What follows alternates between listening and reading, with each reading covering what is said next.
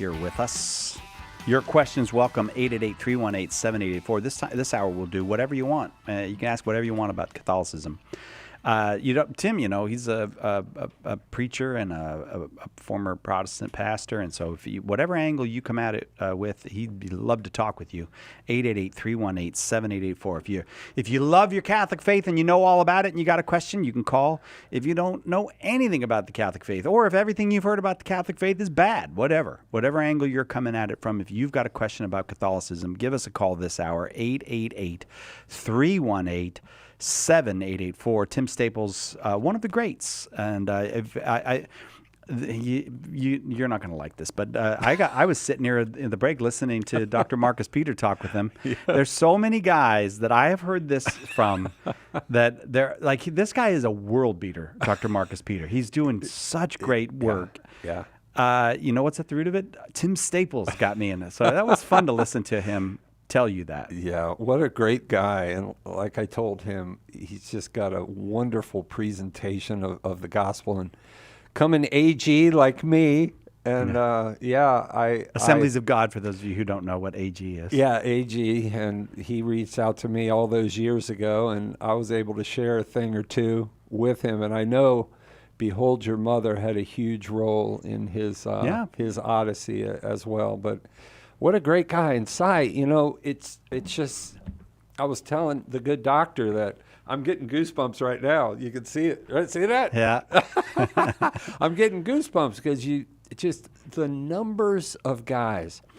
When I started on Catholic radio 32 years ago, there was nothing. There was 3 stations in all of the United States. And 3 Catholic stations. Yeah. And that was it.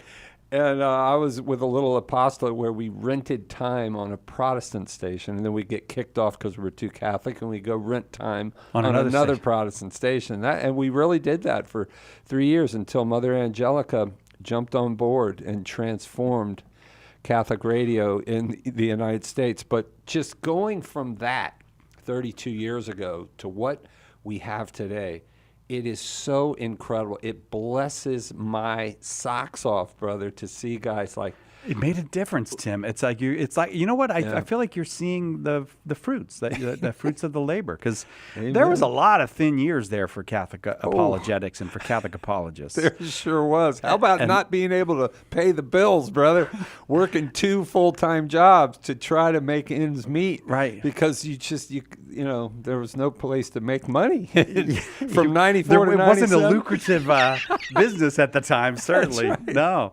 But now you see a guy like Dr. Marcus Peter, and he's just he's just lighting the world on fire with the gospel. It's beautiful. Amen, brother. We decided we're going to ask you the hardest question. Let's do it. Because people ask us this, and where are we going to place it? Let's put it in an Ask Me Anything About Catholicism. Yes. People don't get why they got to follow the church's sexual ethics. Right. So I'm going to ask you about that. And if moms and dads want to protect young ears now, that's fine. Tim's going to be fine, but.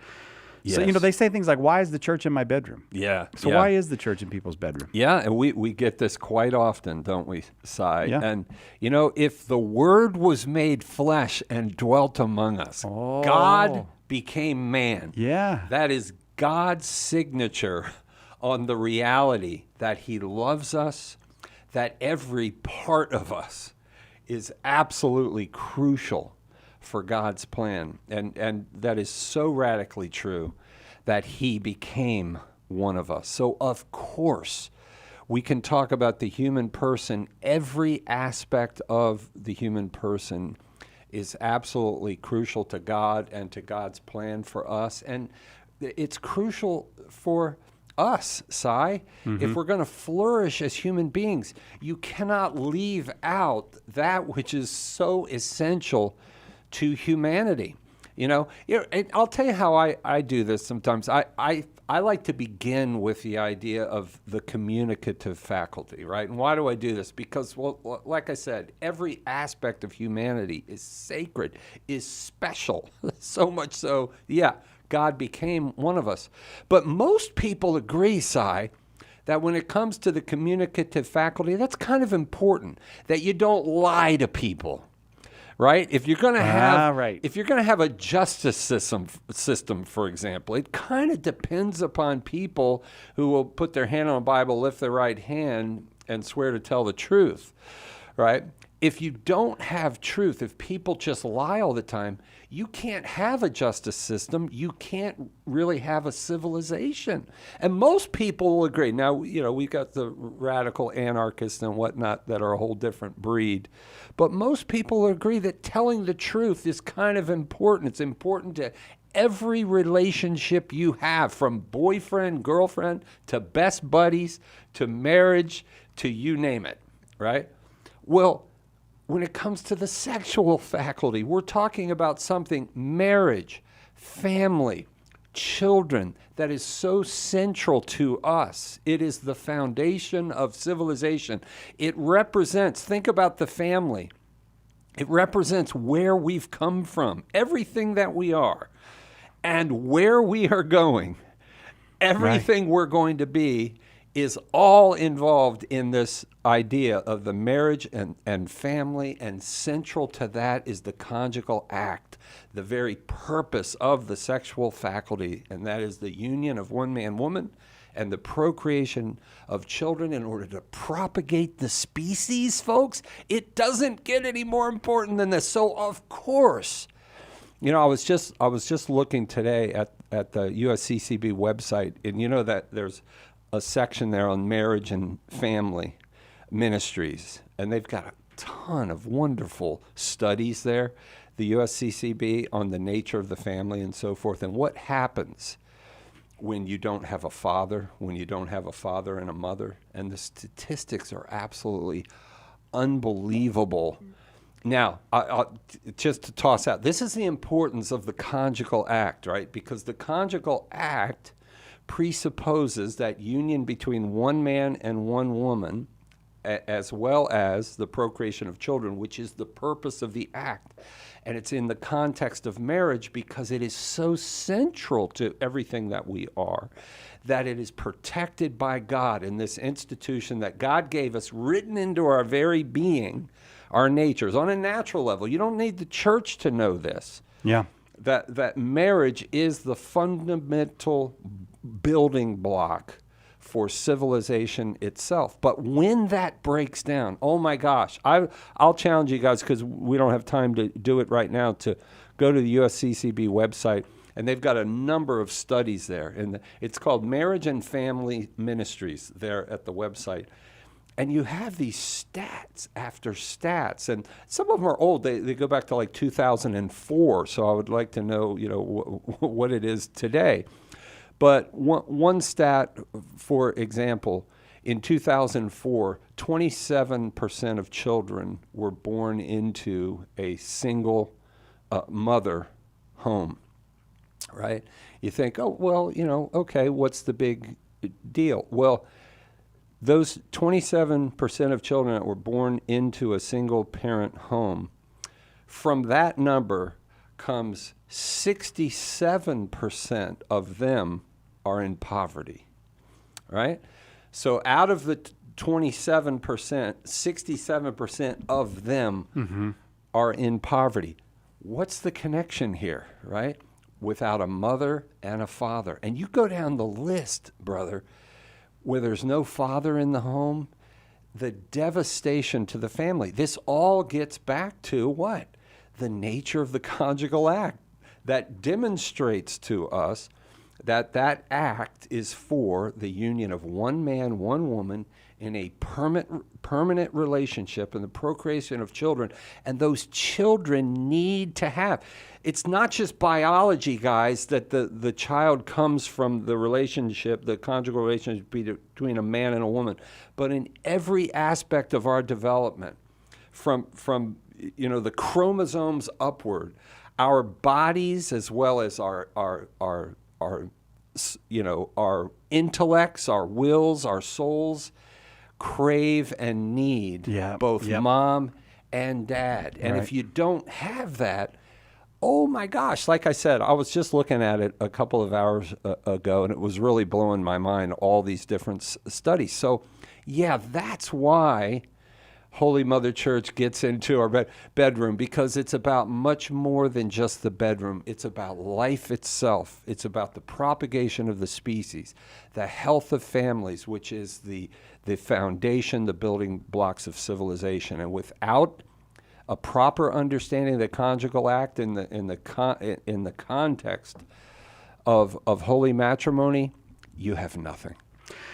Thank you, Tim. 888-318-7884, the number. If you have questions about the Catholic faith, about the Catholic Church, about Catholic practice, life, you're welcome to call 888-318-7884. Let us help you with your question today on Catholic Answers Live. Do you have a question but prefer to ask it privately? Catholic Questions can help. Go to CatholicQuestions.com to ask your question online, email us, drop us a letter, or give us a call. Longtime Catholic Answers Live apologist and author Jim Blackburn or another Catholic Questions apologist will be happy to assist you. Catholic Questions proudly supports Catholic Answers Live, so visit us at CatholicQuestions.com today. That's CatholicQuestions.com. Underwriting for Catholic Answers Live is provided by Magnificat. Published monthly, Magnificat features texts of daily Mass, prayers, articles, meditations, art commentaries, and more, in step with the liturgical rhythm of the Church, on the web at magnificat.com. The most original Catholic content is on EWTN Radio. On Mother Angelica Answering the Call, Father Joseph and Doug Keck mine decades of phone calls answered by Mother Angelica. No subject is off limits and no problem too big for the wisdom and compassion of the one and only Mother Angelica. Mother Angelica Answering the Call, Sunday afternoon, 2 Eastern, on EWTN Radio.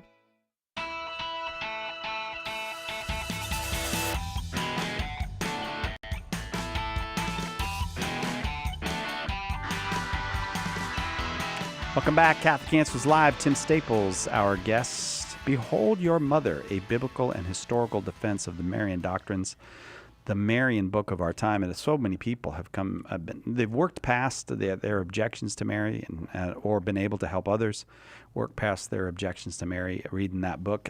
Tim, the author of it, and you are welcome to call with whatever question you have about the Catholic faith. For Tim, 888-318-7884. Going to Dinuba, California. I don't know where Dinuba, California is. I live in California, and I don't know where it is. Danielle in Dinuba, welcome. Hi, can you hear me? I can. Where is Dinuba? It's actually for Dinuba. Dinuba? But it's okay. We're a really small town just about 30 minutes outside of Fresno in the Central Valley.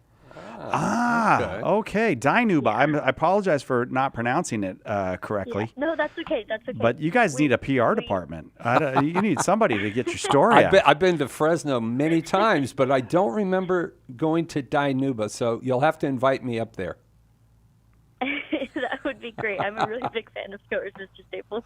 All right. Well, what's on your mind? Yeah. Okay. So a little bit of background. So I'm 19, and I'm like really big in the pro-life movement, and I volunteer for a local pro-life. Thank you. Local pro-life Christian or nonprofit. And we bring together a lot of like Catholics and Protestants, like all Christian denominations, to talk about life and to defend the sanctity of life. And I was just noticing that there's some differences when it comes to the idea of birth control. Oh, yes. And so, like, obviously, as Catholics, birth control is a 100% no. Yes.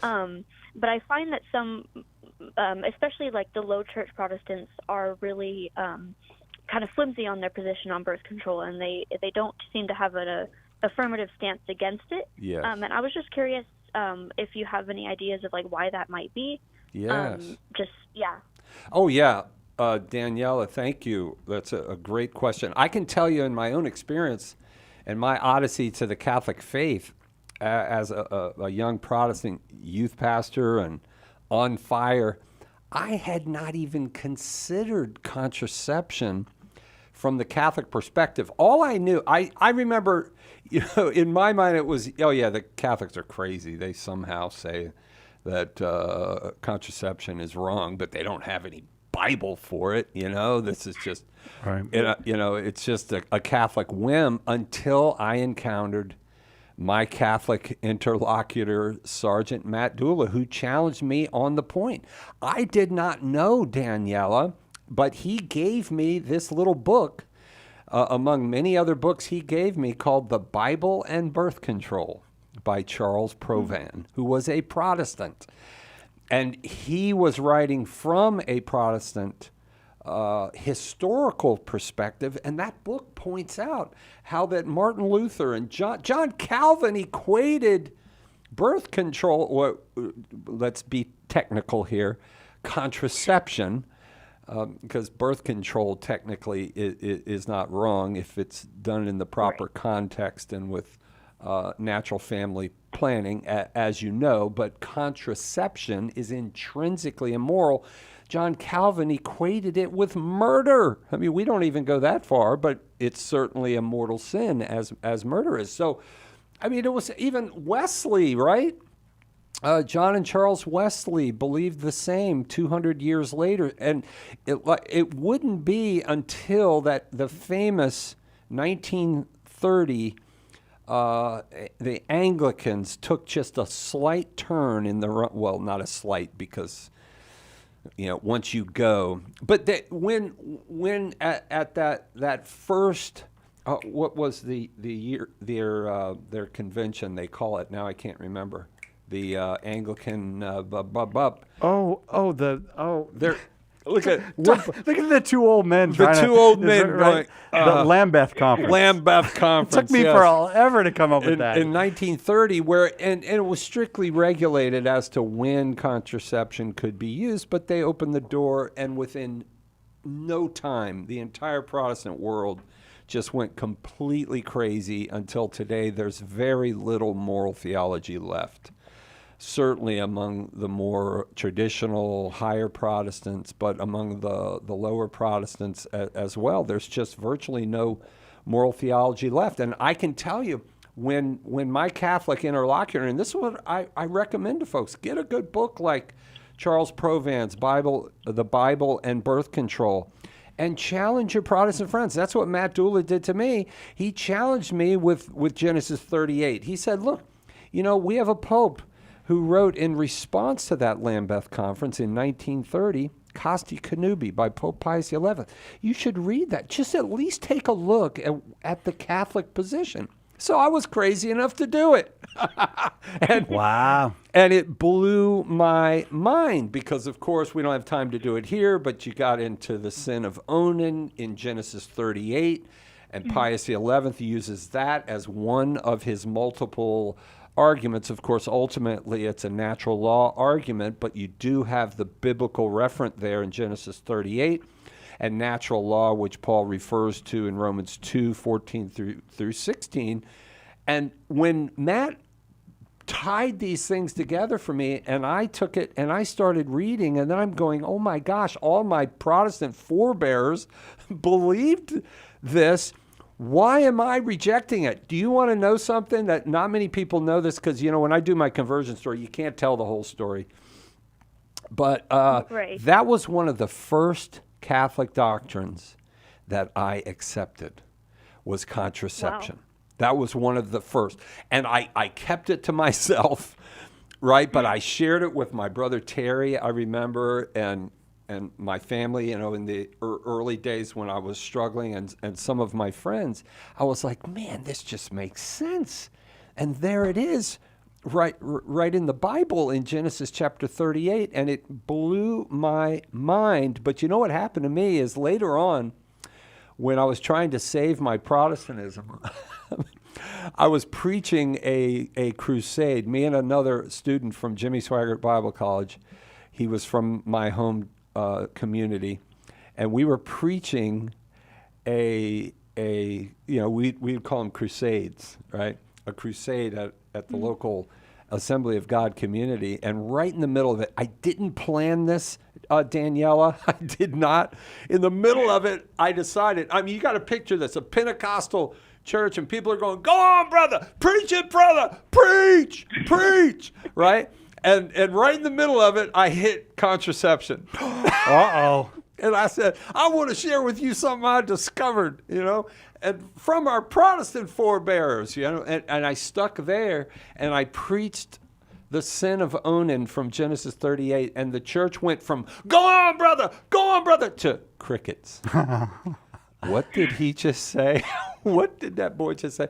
That's when my pastor said, Tim, I do think it might be time for you to step down now. And that ended up being one of the motivational factors for me to step down and go to Jimmy Swaggart Bible College to try to save my Protestantism. And like I said, I went with the buddy of mine who actually preached that crusade with me. But the point is, it's so compelling when you understand the simple truth that Si and I were talking about before, that all Christians understood, that there is a twofold purpose of the conjugal act. This is part of the natural law that St. Paul talks about, that if you purposely thwart either of those two essential ends, the union of one man, one woman, or the procreation of children, that act becomes objectively disordered, and gravely so, as understood by all Christians. Oh my goodness. And when you understand that, you go back to Genesis 38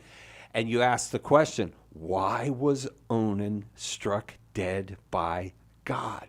He spilled his seed on the ground. It wasn't for refusing to raise up seed for his brother, because Deuteronomy 25, you have the law of the Levirate that says the punishment is public humiliation for doing that. And that's what the Protestant commentaries try to say, that, he wasn't killed for spilling his seed on the ground per se, but it was for refusing the law, the Levirate laws, it's called in Deuteronomy 25. Well, sorry, because you have two others. You have Selah, his other brother, and Judah, his father, who were both guilty of that because they did the same thing and refused to raise up seed. So what's the difference? The difference is it's in the act, and the text actually says it. It was that act that displeased the Lord, and the Lord killed him. That's what you call mortal sin right there. But anyway, that's what I recommend is we got to give kind of a wake-up call to our Protestant friends to understand this is biblical. This is traditional Christianity that goes all the way back to the first century. And it's amazing how many folks like me, that becomes one of their very first steps toward the Catholic Church. My friend, in fact, Hank Hanegraaff, who I've been on his show several times, and a great guy. For those who don't know, was a Protestant apologist for many, many years. The Bible Answer Man, great guy, just a wonderful guy. He's now Orthodox, but I can remember back in his Protestant days talking to him about this very thing. And I remember in his studio him saying to me, I agree with you guys on that. But at that point, Hank was like, I agree with you Catholics. And we were there with James White, and of course James White was, meh. In fact, I got to say this, and James, if you're listening, this is true. You can't yell at me for this because it's true. He said, ain't nobody coming in my bedroom and telling me what to do. And I said, not even Jesus? It's kind of tongue in cheek, but he really did say that. There is a sense in which, these are hard truths. God is coming in our bedroom, but guess what? That's where liberation is, when you serve Jesus in every aspect of your life. But I recommend highly a book like Charles Provan's The Bible and Birth Control. Share the truth, especially with our Protestant friends, that this is their own history as well as Catholic history and biblical Christianity. I'll tell you what I'm going to do, Daniela, if you hang on, because you said you're a fan of Mr. Staples, and 19 years old in the pro-life movement, obviously very, very much connected to the Lord and the movements of the Lord in the world today. So we'd like to send you Behold Your Mother, a biblical and historical defense of the Marian doctrines. I know you're going to love it. Just hang on and give us an address, and we will send it to you up there in Dinuba. California. That's right, Dinuba. I looked it up on Google Maps. That's farm country out there. It's got to smell good out there in Dinuba. Yeah, baby. Right up in the middle of the state. We got to take a very quick break, Tim. Do you Let's mind? do I know it. you hate taking breaks, but do you mind if we just take a quick break? Quick one. Yeah, well, a quick one. If you got a question about the Catholic faith, I encourage you to call, but there's only going to be one line open. So get on it, 888-318-7884. 888-318-7884. Our guest is Tim Staples. 32 years in Catholic radio. And Catholic radio is only 30 years old, so that's pretty good because, I'm being facetious, but 3 stations when you started. There was no Catholic radio to speak of like we have now. And one of those was in Anchorage, Alaska. So does that count? It counts. I'm joking. Right I back. love Anchorage. When the resurrected Jesus appeared to disciples on the road to Emmaus, they didn't recognize him until the breaking of the bread. The same is true today. In the Holy Eucharist, we really meet Jesus. In The Eucharist is Really Jesus, author Joe Heschmeyer explains how knowing Jesus in the Eucharist is the key to understanding all of Christian faith. Order your copy of The Eucharist is Really Jesus today at shop.catholic.com or get it at a good Catholic bookstore. Why do we baptize? Does it really do anything? In Baptism Now Saves You, Dr. Carlo Broussard explains the unbreakable relationship between baptism and salvation, making sense of the Church's teachings in a way that is easy to understand and ready to share. St. Peter said, "Repent and be baptized, every one of you." Discover what that means today.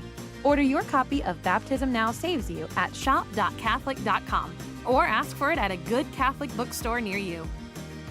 We hope that one of the things that we communicate here at Catholic Answers Live is that our Catholic faith allows us to be fully serious about all the problems we encounter in the church and in the world, but it also lets us have light hearts and maybe even mix in a bit of fun, and that is exactly what our good friend Joe Heschmeyer does in his popular podcast, Shameless Popery. You should check it out at shamelessjoe.com. Joe's got a deep grasp of the faith, morals, the teachings of the church, all that, but he's also got a witty conversational style. He entertains and he informs, but you will leave equipped to better answer the most common challenges, misconceptions, and questions about the Catholic faith. He's got insightful guests, he does on-air debates, and he takes a close look into all the things that you want to know about as a Catholic living today. You'll walk away knowledgeable and filled with joy. Look for Joe on his YouTube channel. Check him out at shamelessjoe.com or wherever you get your podcasts. And if you like what you hear, become a patron.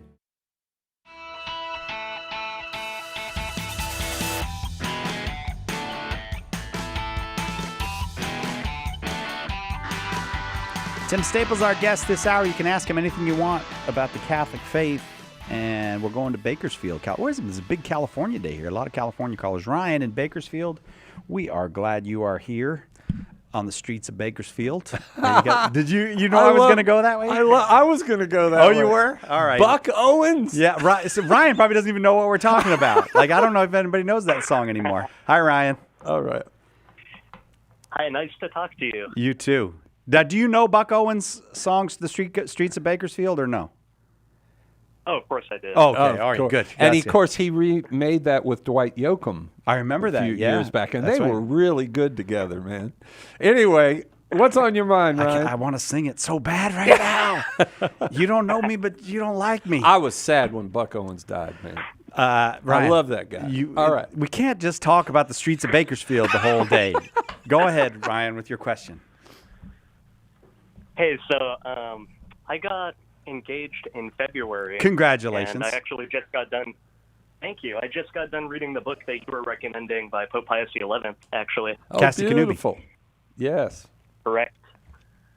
So here's the issue. Given the news a few weeks ago, yes, this marriage was planned at an SSPX parish, which has had their marriage faculties removed. Yes. And I have family situations that's going to make it very difficult to change that. Oh, boy.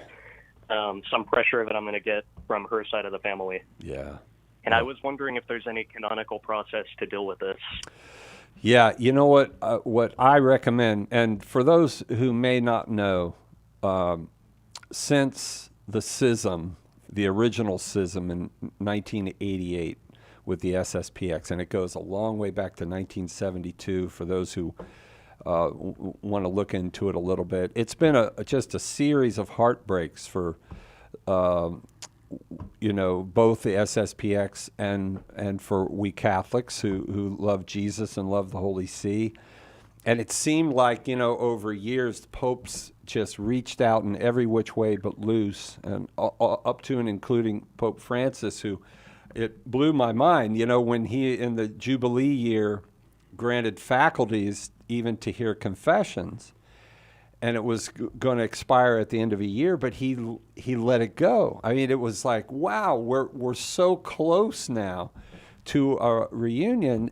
But I think the problem is, Ryan, that the spirit of Monsignor Lefebvre, Bishop Lefebvre, is still there. The whole idea of where there is crisis, there is no law, which is an absurd, non-existent canonical principle. It does not exist. And, that was kind of the foundation of this, justifying the radical disobedience. And here we go again. So it's painful to see those faculties now gone for both marriage and confession, as well as a full-blown schism. And so what I've been recommending to folks who asked is go to your bishop, and that is the bishop that is in union with the Holy See. And if you can, there are some bishops. Who was the bishops who came out and said we're opening wide? Well, Caggiano wrote a nice letter. I think Caggiano? I remember, and I saw that Corleone did, but I didn't keep up with all the different things. Yeah, and there've been more than two bishops that have publicly said, look, we're extending with open arms the traditional liturgy and so forth. So, I mean, it's something worth looking into. But, talk to your local bishop. I mean, I'm talking about the bishop who is not in schism. And talk, pour your heart out, just like you're doing right here, because this is obviously something that is above my pay grade and Cy Kellett's pay grade. It hurts my heart, I know, and I know it hurts Cy's heart, and we have a good crew here at Catholic Answers, I know, who love the 62 Missal, and so I know there's a lot of hurting hearts around here, Cy Kellett, and all of us should be hurting when you have this kind of a radical sort of thing happen, where obviously they want the excommunication and they believe they have this righteous cause, and they are just devastatingly wrong. So, that's the only thing I'd say to you, man. Get on your knees, pray.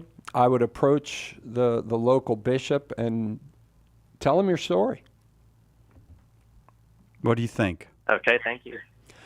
Yeah, and I'll tell you something else, Ryan. Let me know what happens. I would love to hear it, because pastorally, I am praying that our bishops will reach out, like the few Caggiano.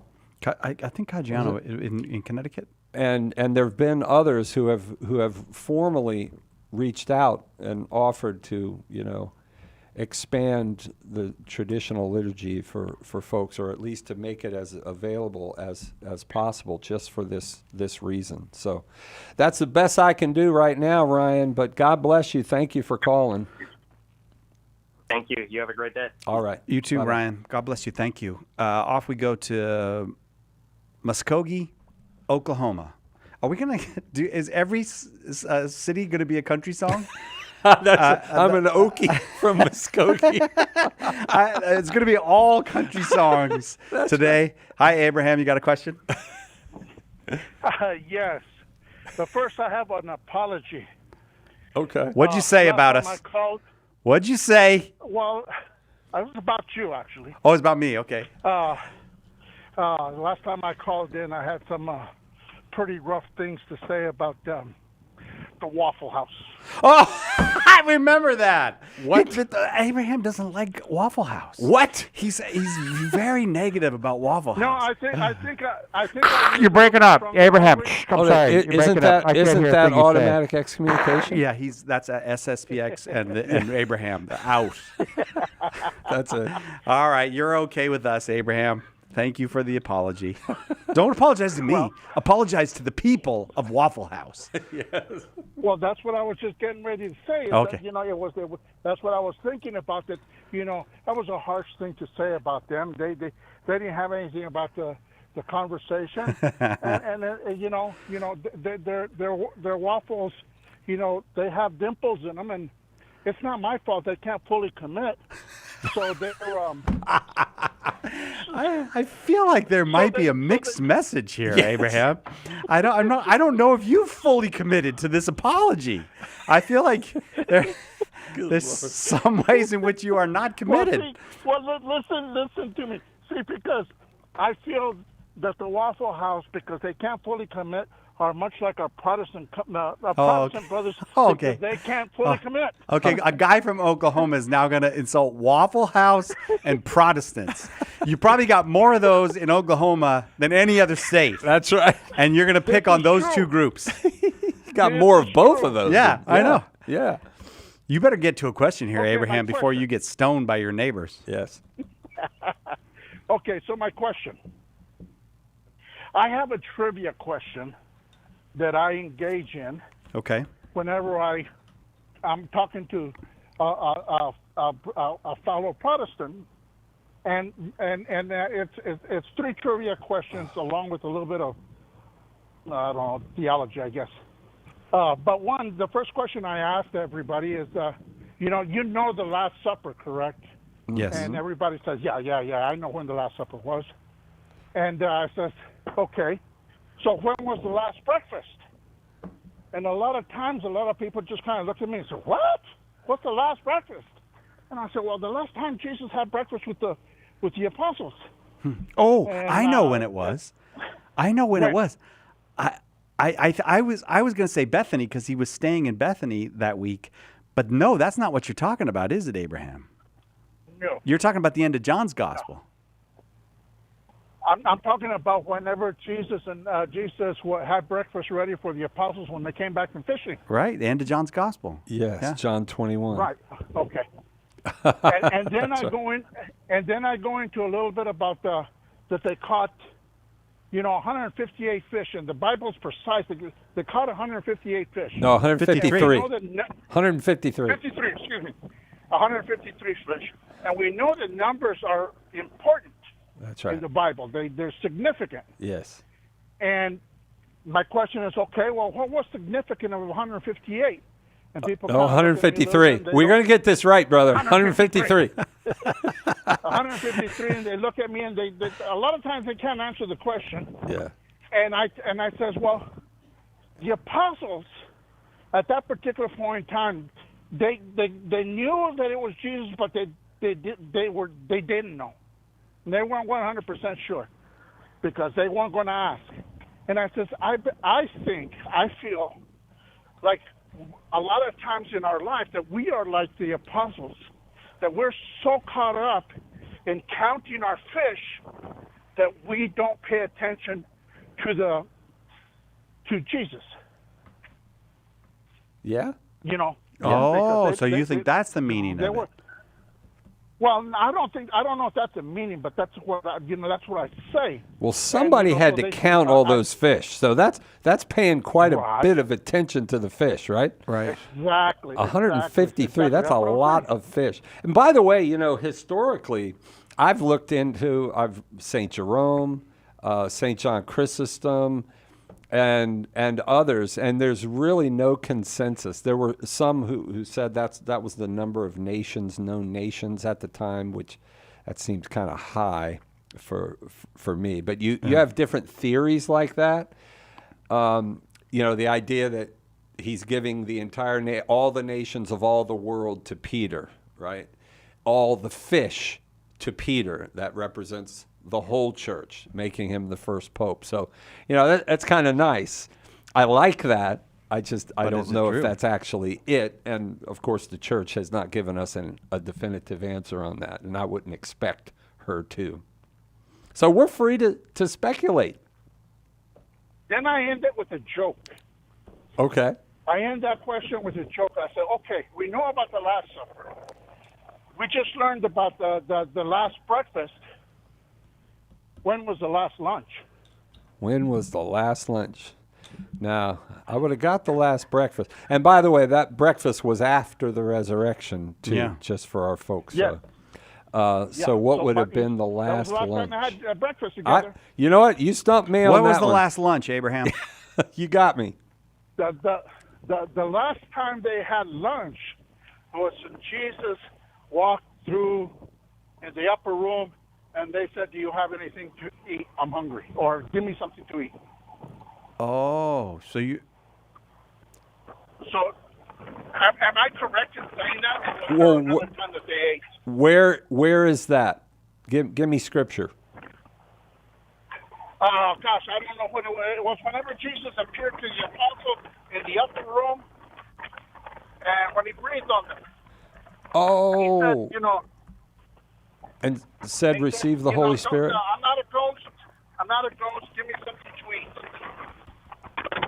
Well, you remember? Yeah, you're breaking up a little bit, Abraham. I'm not remembering, but I'm Catholic. That doesn't impress anybody when I don't know the Bible. If Tim doesn't know, right? Well, Luke 24:39, he says, "Hear, feel, I have flesh and bone." Yeah. Give me something to eat. I don't know how we would know that was lunch. But there is a time when Jesus eats after the resurrection. Yes. That's John. That's John 21. That's the one with Peter. Do you love me? Do you love me? Do you love me? Yeah. That's the same one. The same. So that would have been breakfast. That was breakfast. So we'll have to look into this, my friend. So we'll look into this after the broadcast here. But we got some other callers to get to. I really enjoyed talking with you, though. Yeah, Abraham. thank you, Abraham. You are a great caller. So call whenever. We'd love it if you call back. I think in Luke 24:39, he does ask for something to eat. I'm just not sure if it's lunch. If it's lunch. Yeah. Well, Abraham's saying it is. Yeah. Well. Yeah, the gospel according to Abraham. Sam in Port Orange, Florida. Go ahead with your question, Sam. Hey, yeah. So recently, I'm a recent convert to Catholicism. About Welcome 2 home. months ago. I mean, obviously, I'm not confirmed or anything. Okay. But you've come to faith. Oh, absolutely. I've fallen completely in love with the church. Praise God, brother. Praise God. It's so much better than this Baptist nonsense. Well, you didn't have to do that, but okay. Hey, I was raised.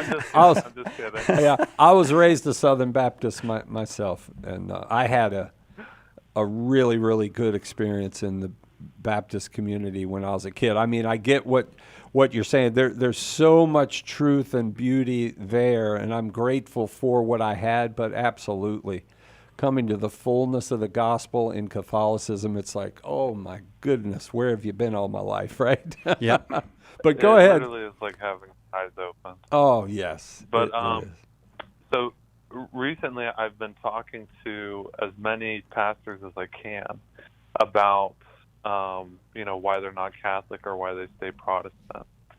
And one of the biggest hang-ups I kind of find when I talk to any of them, and I don't really know how to respond, is when I talk about the apostles, especially with confession, I'll bring up the verse where Jesus says, where he breathes over them and he says, I give you permission to forgive sins on my behalf. Yeah. And they always say, yeah, well, that was it. Just like... Yeah, that died with the last apostle, right? Yeah, just like priests can't heal just by their touch, the apostles could. And in the same way, he only gave the apostles permission to forgive sins. He didn't give anyone else that permission. Now, by the way, the gift of healing does continue in the church, and we have had priests who have healed people with a touch or with a prayer. Padre Pio, for example. I mean, my goodness, that man was was a walking miracle. So miracles, you're correct. Not everyone has the gift of miracles or of healing, but hey, 1 Corinthians chapter 12, I want to say that would be verses 26 and 27, tells you that. Do all speak with tongue? Do all work miracles? The answer is no. The apostles were given incredible gifts, that's true, as were others outside of the college of the apostles. You had Agabus the prophet that's mentioned and others. And so that's not a very good argument if they're going to argue that, well, miracles don't continue. Well, yes, they do. we need to work a little evangelism when it comes to that. But to say, and I think here is the key, to say that what Jesus did in John 20, the communication of the power to forgive sins, ceased, they're going to have to give you some serious Bible for that, because the Bible does not teach that. In fact, the apostolic gift continues in the church, and there is a huge number of Bible verses we can look to here. But one of the things you want to toss out is look at the keys of the kingdom. When Jesus established his authority, the apostles, it's in the context of the communication of the kingdom of God that he established in the first century, right? You are Peter, and upon this rock I will build my church, and the gates of hell shall not prevail against it, is in the context of him establishing the prophetic kingdom of David, restored, revitalized, and taken to a new level that David could have never imagined. And so when you understand that, you see, in the midst of establishing this kingdom, that's where he communicates all of these powers, like to forgive sins in John 20, 21 through 23. The governing power to govern the people of God, he communicates in Luke 22, 29 through 32. Remember, he says to the 12, he says, I will establish you as 12 rulers to sit on 12 thrones, judging the 12 tribes of Israel. And in the midst of that, he calls out one and says, Simon, Simon, behold, Satan has desired to destroy all of you, but I have prayed for you. When you're converted, strengthen your brethren. So notice, that's the governing authority. That the other is the sanctifying authority. And in Luke 22:19, he gives them the power to say Mass, right? Do this in memory. Well, in Matthew 18 and Matthew 16, he communicates particular powers to the apostles, and again in the context of that kingdom of God that he establishes, right? You are Peter, and upon this rock, and he gives Peter alone the keys of the kingdom, but he also gives him power to bind and loose. And in chapter 18, 15 through 18, he gives that power, not the keys. Peter alone has the keys. But all of the apostles in union with Peter are given the power to bind and loose. Where does that language come from, brother? You need to take your Protestant friends, your Baptist friends, to Isaiah 22, verses 15 through 22, and especially 20 through 22, where you have the context in which, this is during the reign of Hezekiah, where in the kingdom of Israel in the Old Testament, there was a particular office. I'm sure you're familiar with this, brother, because you know your Bible, but it's called the master of the palace, right? He is kind of the grand vizier, so to speak, or the right-hand man of the king. He's called the master of the palace, and here his name is Shebna. And Shebna had been bad, and so he's going to take the authority from Shebna and give it to Eliakim, a man named Eliakim, who will do his bidding. But it's in this context of the communication of the authority of the master of the palace, right? Like the prime minister would be an image that we would get today, that this language comes out. And again, you focus there in verses 20 through 22. He says, whatever you close, whatever door you close, it's like the door to the palace. But whatever you close or whatever you shut will remain shut, and whatever you open will remain open. That language is used. In fact, Jesus himself quotes it. I want to say it's in Revelation chapter 3, right around verse 7, where Jesus says, "Behold, I am he who has the key of the house of David. I shut, and it remains shut. I open, and the door remains open." Jesus himself says, "I am the one. I'm the king. I have the key." Right? Well, who does Jesus give the key to? But Peter, just as King David and his successors here in Isaiah 22, it's Hezekiah communicates that power of the keys, or the key. It's used both singular and plural. In Revelation 1:18, you have Jesus says he has the keys. Revelation 3:7, he has the key, right? But who does he give the key to? Peter. And again, the context is one of dynastic succession. It's not a thing, well, Hezekiah gave the authority to Shebna, so by golly, he was bad. That means there can't be any more prime ministers. Sorry. No. It succeeds to the next prime minister. That's the context. And when you look at the greater context of the New Testament and the idea of the kingdom, Jesus never said his kingdom was going to cease at the end of the first century. He says, no, all authority is given to me in heaven and earth. Look at Matthew 28:18, right? Go therefore and preach, proclaim the gospel of the kingdom. Now I'm borrowing from Mark there, the gospel of the kingdom, which you will preach to all nations, and I will be with you unto the end of the age. Right? So the kingdom continues. So of course you have successors. And we also have the fact that when Judas died, notice the apostles didn't get together and say, oh, bummer, we're down to 11. No. They said someone would take his office. They did. And so the office, and what's interesting, though, is in Acts chapter 1, verse 20, when you see the office of apostle in succession, it's called the bishop, the bishopric, episkope in Greek. When Peter says, let another take his office, that's how the English translates it. It's actually episkope,